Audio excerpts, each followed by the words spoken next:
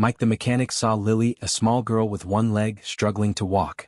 Her family couldn't afford a real prosthetic. That night he picked up his old woodworking tools. I might fix cars, he thought, but maybe I can fix something more important too. Before watching full video, comment below from where you watching, also like and subscribe for more stories. The early morning sun peeked through the dusty windows of Mike's auto repair shop. His rough hands moved skillfully across the engine of an old truck. At 58 he had spent most of his life fixing cars in this small town where everyone knew everyone else's business. The familiar sound of tires on gravel made Mike look up. Not one, but 4 shiny sedans pulled into his yard, looking out of place next to the rusted vehicles waiting for repair. He wiped his greasy hands on an old rag and stepped outside. From the lead car emerged Robert Wilson, the town's wealthiest businessman and owner of the local factory that employed half the town. Mike had never liked Robert. His fancy suits and fake smile couldn't hide the coldness in his eyes. "Mike," Robert nodded stiffly. "I need to speak with you." Behind Robert stood 3 men in expensive suits. Mike recognized them as Robert's business partners, the same men who had rejected his application for a small business loan 5 years ago when he wanted to expand his garage. "What can I do for you, gentlemen?" Mike asked, crossing his arms. Robert cleared his throat. "We're here about the girl. Your project." Mike's face hardened. "You mean Lily?" Lily Matthews was a bright 8-year-old girl who lived with her mother, Sarah, in a small house at the edge of town. Sarah worked 2 jobs since her husband had died in an accident at Robert's factory 3 years ago. The compensation had barely covered the funeral expenses, leaving nothing for Lily's medical needs. 6 months ago, Lily had developed a severe infection in her right leg. The only hospital that could treat her properly was in the city, a 3-hour drive away. By the time Sarah managed to take time off work and get Lily there, it was too late to save the leg. The amputation had saved Lily's life, but insurance wouldn't cover a prosthetic leg, classifying it as not immediately necessary. Mike had first met Lily when Sarah brought her old car for repairs. Lily had sat quietly in the waiting area, her empty pant leg pinned up neatly. When Mike offered her a soda, she smiled so brightly it lit up the whole room. "I'm saving up for a new leg," she told him matter-of-factly. "Mom says I need to wait until she has enough money, but that's okay. I'm good at waiting." That night, Mike couldn't sleep. He kept thinking about his own granddaughter, about the same age as Lily, running and playing without a care in the world. The next morning he pulled out his old woodworking tools from the shed behind his garage. Mike's father had been a carpenter, and Mike had learned the trade before cars became his passion. He studied designs online, made sketches, and visited Lily to take measurements. Her excitement made all the hard work worthwhile. "Are you really making me a leg, Mr. Mike?" she had asked, her eyes wide with wonder. "I'm sure going to try, Princess," he promised. It took him 3 months, working late into the night after closing the garage. He carved, sanded, and polished the wood, designing a simple but functional prosthetic that could be adjusted as Lily grew. He lined it with soft padding made from an old leather car seat. The local doctor, touched by Mike's dedication, helped with the medical aspects. 2 weeks ago, Lily had taken her first steps with the wooden leg. The video Sarah posted on social media showed Lily walking across Mike's garage, laughing with pure joy. The post had gone viral locally, with hundreds of comments praising Mike's kindness and craftsmanship. Some comments also criticized the healthcare system and, indirectly, wealthy businessmen like Robert who opposed expanded healthcare benefits for factory workers. "What about Lily?" Mike asked now, staring directly at Robert. Robert shifted uncomfortably. "Look, it's admirable what you did. Really. But you're making the rest of us look bad." One of the other men stepped forward. "What Robert means is that we're concerned about liability issues. You're not a licensed prosthetist. If something goes wrong—" "Nothing will go wrong," Mike interrupted. "I worked with Dr. Martinez on the design. It's safe." "Nevertheless," Robert continued, "we're prepared to offer a solution. We'll pay for a professional prosthetic for the girl." Mike narrowed his eyes. Why the sudden generosity? The third man spoke up. "Let's be frank. The story is getting attention. People are asking why a local mechanic had to build a wooden leg for a child whose father died working at the factory. It's creating complications." Now Mike understood. It wasn't about helping Lily. It was about damage control. Public relations. "On one condition," Robert added. "The wooden leg story needs to go away.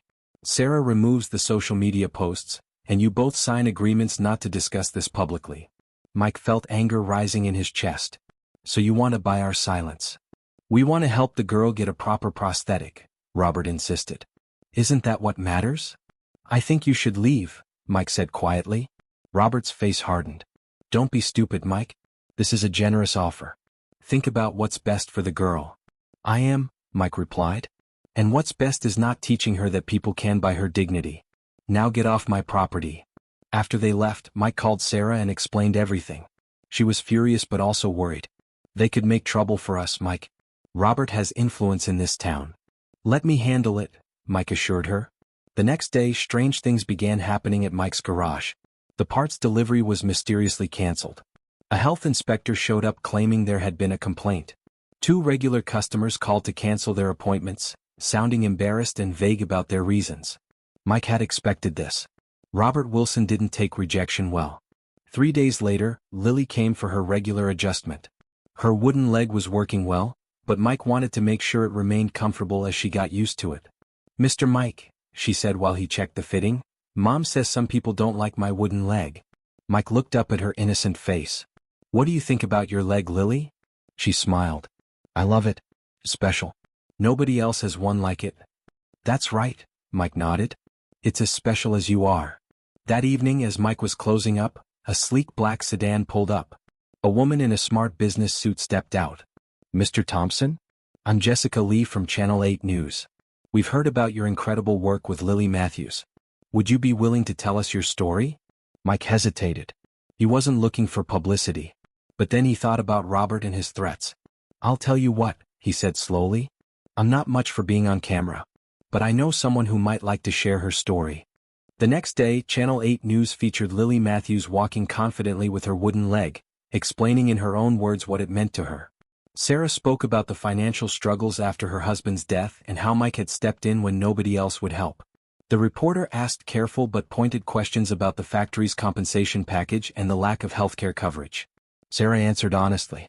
By evening, the story had been picked up by national news outlets. Social media exploded with support for Lily and Mike. People began sharing their own stories of medical hardships and community heroes. 2 days later, the Sedans returned.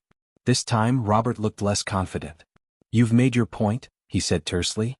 The company is prepared to establish a health fund for employees' families and review all previous compensation cases, including Sarah's. Mike crossed his arms. And? Robert sighed. And there will be no conditions attached. No confidentiality agreements. The wooden leg story can stay. One more thing, Mike added. I want you to announce the fund at the community center. With Lily present. Robert looked like he wanted to object but nodded stiffly. The following weekend, the community center was packed. Robert announced the new health fund, named after Lily's father, James Matthews.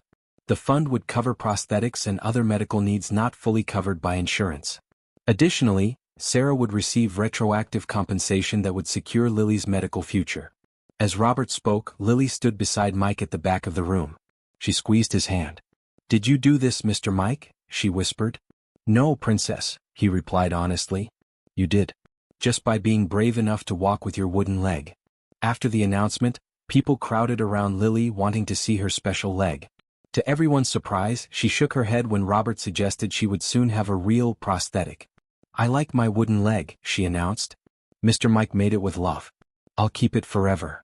Later that evening, as Mike was helping Sarah and Lily to their car, a young man approached them. He introduced himself as a medical student from the city. Sir, I was wondering if you would consider teaching me how you built that prosthetic. There are many children in developing countries who need affordable solutions like this. Mike looked at Lily, who was beaming with pride about her special leg. I think we could work something out, he said. Over the next few months, Mike's garage became an unlikely workshop where medical students learned to create affordable prosthetics. The James Matthews Health Fund expanded to support the initiative, providing materials and resources. Robert Wilson, faced with unexpected positive publicity, embraced the program reluctantly at first, then with growing enthusiasm as he saw the real impact it had on people's lives. 1 year later, 4 sedans pulled up outside Mike's garage again. But this time they carried donations and supplies for the workshop. Robert stepped out of the lead car looking different somehow. The cold edge in his eyes had softened. We've received approval to expand the program nationally, he told Mike. The board wants you to lead it. Mike shook his head. I'm just a mechanic. I fix cars and occasionally build wooden legs. That's exactly why it needs to be you, Robert insisted. You saw a problem and instead of complaining, you fixed it with what you had. That afternoon, as the sunshine streamed through the windows of the garage, Lily practiced dancing with her wooden leg. She had outgrown the original and Mike had built her a new one, but she kept the first displayed proudly in her room. "Mr. Mike," she called out, twirling in a circle, "look what I can do now." Mike smiled, watching her. Sometimes the simplest acts of kindness could set in motion changes nobody could have predicted. He thought about all the children who would benefit from the program, all because he couldn't bear the thought of Lily waiting for a leg she deserved to have. "You know what, Lily?" he said. "I think we've both learned something important." "What's that?" she asked, balancing perfectly on her wooden leg. "That sometimes the best way to fix something broken isn't with money or power. It's with your own 2 hands and a little bit of heart." Lily nodded seriously. "And wood? Don't forget the wood, Mr. Mike." He laughed and ruffled her hair. "That's right, princess. And wood." Outside, the sun glinted off the 4 sedans. They no longer seemed out of place in the yard of Mike's garage. Nothing seemed out of place anymore in this town where a mechanic had built a wooden leg and, in doing so, helped heal a community.